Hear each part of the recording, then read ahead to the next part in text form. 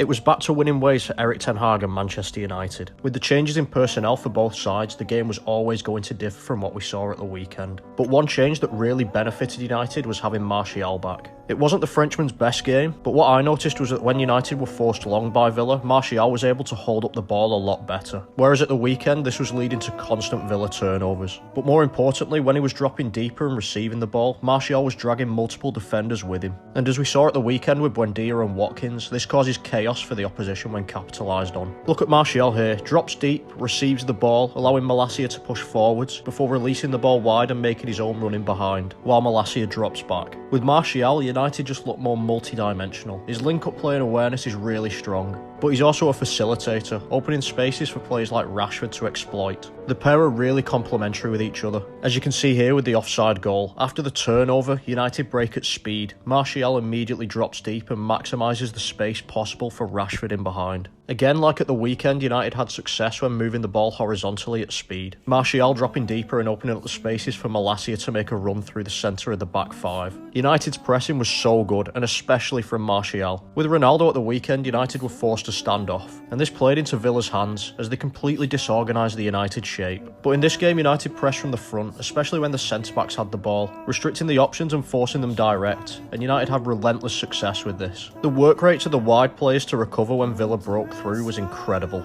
Another reason why Erik Ten Hag and the players deserve credit. It was really nice to see the team press as a unit, and this was fundamental in them controlling the first half of the match. But for all the control that United had in the first half, it was Villa who took the lead and punished them. It's a great goal from Villa, who initially forced United long from Dubravka. After winning the second ball, Villa break, with the entire United midfield already behind them. Danny Ings coming back from an offside position drops deep and opens the space for Watkins, who's played in well by Jacob Ramsey and finishes nicely past Dubravka. The response from United was perfect, taking only seconds to level the score. It's an unbelievable outside to inside run from Fernandes and an equally impressive pass from Dalot to find him. Villa had aggressively pushed up to the halfway line and United took full advantage of it, with Bruno squaring the ball to Martial to convert. Exactly what Ten Hag would have wanted. Shortly after, Villa retook the lead. As we saw at the weekend, the movement of the Villa players disorganised the United shape before attacking the space created. This time it was John McGinn dragging Malacia centrally, and moments later Villa were launching an attack down the vacant left channel through Young and Watkins. Young picked out Bailey well at the far post, whose header was turned in by Diogo Dalot. United's equaliser again came from the looking to play direct. With the high Villa defensive line focusing on Rashford, he was able to head the ball into the path of Eriksen in behind. After a good tackle from Young, the ball fell back to Rashford, who took advantage of a Mings slip, held off Chambers well and finished nicely to level the score again. The third goal was a reward for United's good work out of possession for the whole match, both by pressing and cutting passing options. The goal highlighted both perfectly, with United slowly forcing Villa further and further towards their own goal by restricting options, before pressing in the final third, forcing a misplaced pass by the goalkeeper. Unlike the rest of the match, this time United chose the right pass, with Garnacho finding Bruno, whose deflected strike put United ahead. I'll have to make a separate video on Alejandro Garnacho, but in this game he was phenomenal. After the substitutions, the Villa shape was a lot more narrow, and this suited the Argentinian. The youngster held the width perfectly and was a constant outball for teammates in tight situations. His role in the fourth United goal was exceptional, recycling play well before receiving the ball on the touchline again,